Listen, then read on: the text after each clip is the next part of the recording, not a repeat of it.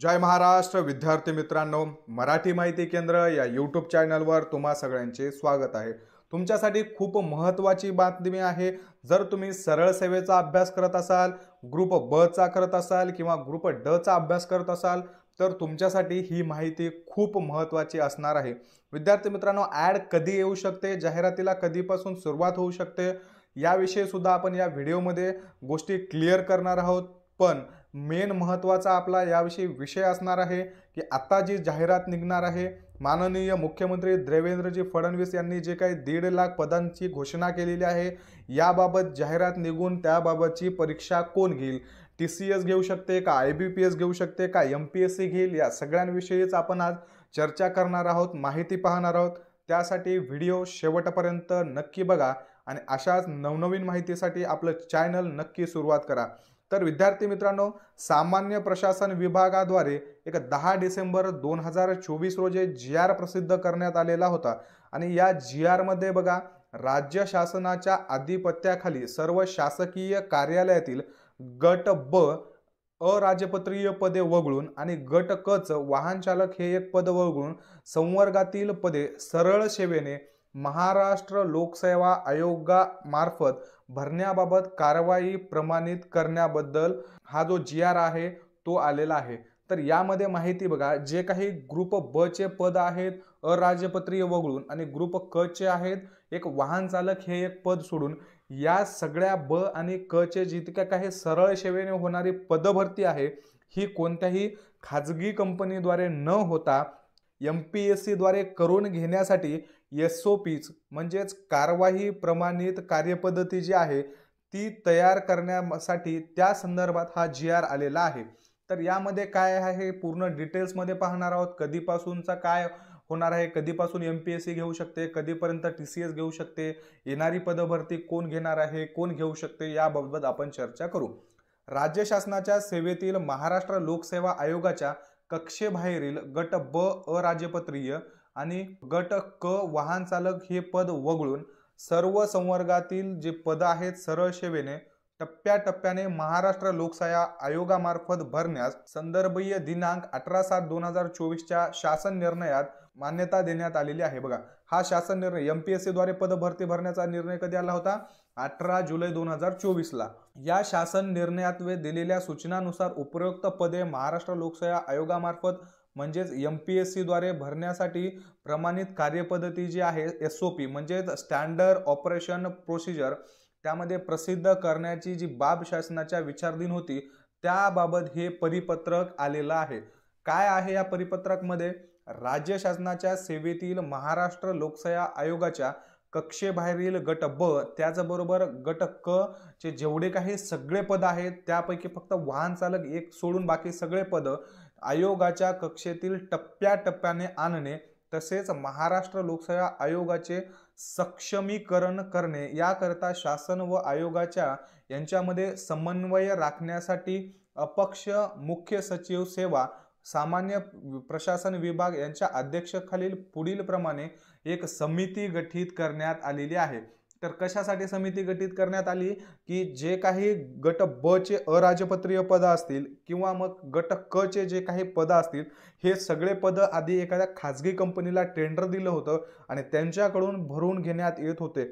त्या खाजगी परीक्षेमधून जे खाजगी कंपन्या जे परीक्षा घेत होत्या त्याच्यामधून बऱ्याच गोष्टी होत होत्या, त्यामुळे करप्शन होत होतं, बऱ्याच विद्यार्थ्यांचे प्रॉब्लेम्स होते, प्रश्न होते, परीक्षामध्ये पेपर फुटीसारखे प्रकरण होते आणि या सगळे प्रकरण कमी व्हावेत, पेपर फुटीसारख्या मोठ्या मोठ्या घटना घडू नयेत आणि जे काही पेपर आहेत ते पूर्ण लीगली प्रॉपरली अभ्यास करणाऱ्या विद्यार्थ्यांचाच नंबर लागावा त्यासाठी जुलै महिन्यामध्ये एक GR आला होता की सगळ्या पेपर जे आहेत ते MPSC घेऊ शकते आणि त्याबाबतच आता MPSC च्या हँडओव्हर करायचे आहेत हळूहळू गट ब चे अराजपत्रीय पद आणि गट क चे वाहन चालक पद सोडून सगळे पद MPSC हळूहळू घेणार आहे आणि त्याबाबत समन्वय राखण्यासाठी एक समिती स्थापन करण्यात आलेली आहे। तर आता या समितीचं काम काय असणार आहे, कार्यपद्धती काय असणार आहे ते त्यांनी पुढील डिटेल्स मध्ये दिलेलं आहे। पहिलं काम काय असणार आहे? मंत्रालयीन प्रशासकीय विभागांनी महाराष्ट्र लोकसेवा आयोगाच्या कक्षेतील आणावयाच्या पदांचे विहित प्रस्ताव सामान्य प्रशासन विभाग सेवा 4 यांच्याकडे सादर करायचे आहेत।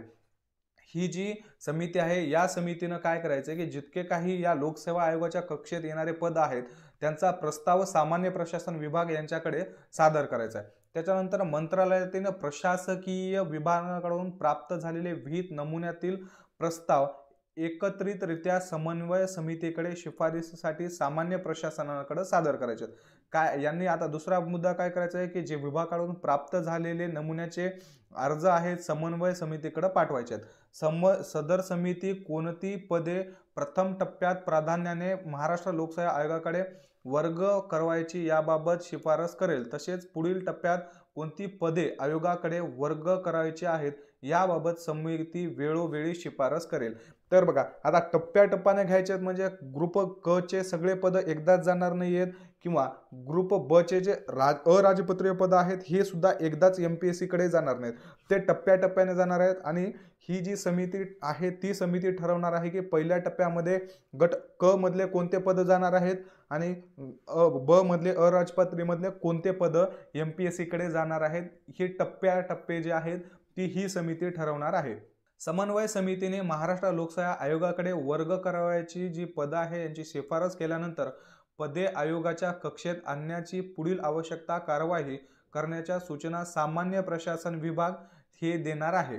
त्यानंतर जी समिती आहे या शिफारस जे केलेले पद आहेत हे पद महाराष्ट्र लोकसेवेचे जी काही आयोग आहे एमपीएससी आहे या एमपीएससी कडे देण्यात आल्याच्या नंतर ते त्यांचा जो काही नियम आहे 1965 चा 3रा क्रमांकाचा 33वा क्रमांक मधला अधिसूचना जो आहे त्याच्यामध्ये दुरुस्ती सुद्धा करणार आहे। त्यानंतर सदनपरांचे जे सुधारित सेवा प्रवेश नियम विहित करण्याची कारवाई सामान्य प्रशासन विभाग या महाराष्ट्र लोकसेवा आयोगाच्या सल्ला मसलत करून संबंधित कार्यालयीन प्रशासकीय विभागाकडे स्वातंत्र्यित करावी। बघा आता सेवा प्रवेश नियम असतात प्रत्येक डिपार्टमेंटचे वेगवेगळे त्यांना मग आता ते सेवा प्रवेश नियमांमध्ये बदल करावा लागेल, हे सगळं जे काम आहे ते सगळं ही समिती करणार आहे आणि मंत्रालयीन विभाग जो आहे त्यांच्याकडे स्वतंत्रपणे पाठवणार आहे एमपीएससी मध्ये समावेश करून घेण्यासाठी। पदे आयोगाच्या कक्षेतील आणण्यासाठी महाराष्ट्र लोकसेवा आयोगाचे जे काही विनिमय 1965 चा नियम 3 सोबतच्या अनुसूचित क्रमांक 33 मध्ये दुरुस्ती व पदांचे सेवा प्रवेश सुधारित करणे ही कारवाई झाल्याच्या नंतर सर्व सरळ सेवेने पदे महाराष्ट्र लोकसेवा आयोगाअंतर्गत भरताना आयोगाकडे मागणीपत्र पाठवणे तसेच आयोग व मंत्रालयीन प्रशासकीय विस्तार स्तरावरील कार्यवाही बाबत सामान्य प्रशासन विभाग शासन निर्णय जो आहे यांच्यामध्ये नमूद केलेल्या कारवाई पद्धतीनुसार मंत्रालयीन प्रशासकीय विभागांनी कारवाई करावी। तर काय बघा आता जे आहे ही समिती जी तयार केलेली आहे ही समिती त्यांचं हे पूर्ण काम करेल। ते काम केल्याच्या नंतर नवीन सेवा प्रवेश नियम तयार करेल, त्याच्यानंतर जे काही अधिनियम आहे 1965 चा त्याच्यामधल्या 3ऱ्या नियमातील जे अनुसूची क्रमांक 33 आहे याच्यामध्ये दुरुस्ती करेल, सेवा प्रवेश नियम आहेत यांच्यामध्ये सुधारणा करेल। ही सगळी प्रोसिजर झाल्याच्या नंतर जे एमपीएससी आयोग आहे या एमपीएससी आयोगानं आणि त्यानंतर मंत्रालयाने जे प्रशासकीय विभागातील कारवाई आहे ते सगळे मिळून यावर करणार आहेत। महाराष्ट्र लोकसेवा आयोगाच्या कक्षेत आणलेली जी गट ब ची अराजपत्रीय पद असतील किंवा गट क चे जे पद असतील यापूर्वी लागू असलेल्या आरक्षण धोरण व अनुषंगिक सोयी सवलती यापुढेही लागू राहतील। तर बघा हा खूप छान मुद्दा आहे की आता तुम्हाला जे काही आरक्षण असेल मग तुमचं कंपार्टमेंटल असेल, हॉरिझॉन्टल असेल किंवा मग व्हर्टिकल असेल, या सगळ्या जो आरक्षण आहे जे आता लागू आहेत तशाच प्रमाणे एमपीएससी मध्ये सुद्धा गेल्याच्या नंतर तेच नियम लागू राहणार आहेत। अशा पद्धतीचा हा एक जीआर आलेला आहे। एमपीएससी मध्ये कशा पद्धतीने गट ब आणि गट क चे पद समाविष्ट करून घेणार आहेत, त्या समितीचं काम काय असणार आहे आणि तुमचं जे आरक्षण आहे त्याच्यावर कोणताही इफेक्ट पडणार नाही वगैरे या सगळ्या गोष्टी त्याच्यामध्ये दिलेल्या आहेत। आणि लवकरात लवकर टप्प्याटप्प्याने 1 जानेवारी 2026 पासून जे काही ग्रुप ब आणि ग्रुप ड चे पद आहेत हे एमपीएससी द्वारे भरून घेतल्या जातील आणि त्याआधीच ही पदभरती 1.5 लाख पदांवरती येऊ शकते माननीय मुख्यमंत्र्यांनी सांगितल्याप्रमाणे। आणि खाजगी कंपन्या या पदभरती करून घेऊ शकतात। त्यामध्ये आयबीपीएस आणि टीसीएस या कंपन्यांना टेंडर दिलेला आहे। तर सध्या जी अनाउन्समेंट झालेली आहे 1.5 लाख पदांच्या पदभरतीची ही पदभरती TCS आणि IBPS याच कंपनीकडून करून घेतली जाऊ शकते आणि त्यानंतर 2026 पासून मात्र ही जी पदभरती आहे ती MPSC द्वारे होऊ शकते आणि त्यासाठीच ही माहिती प्रसिद्ध झालेली आहे। त्याबद्दल आपण डिटेल्समध्ये माहिती पाहिलेली आहे। तुम्हाला जर काही प्रश्न असतील तर कमेंट बॉक्समध्ये नक्की विचारा। त्याचबरोबर कमेंट बॉक्स आणि आपल्या चॅनलच्या बायोमध्ये माझ्या पर्सनल इंस्टाग्राम चॅनलची लिंकसुद्धा दिलेली आहे, तुम्ही तिथं जाऊन सुद्धा प्रश्न विचारू शकता। तुम्हाला दिलेली माहिती आवडली असेल तर व्हिडिओला लाईक करा।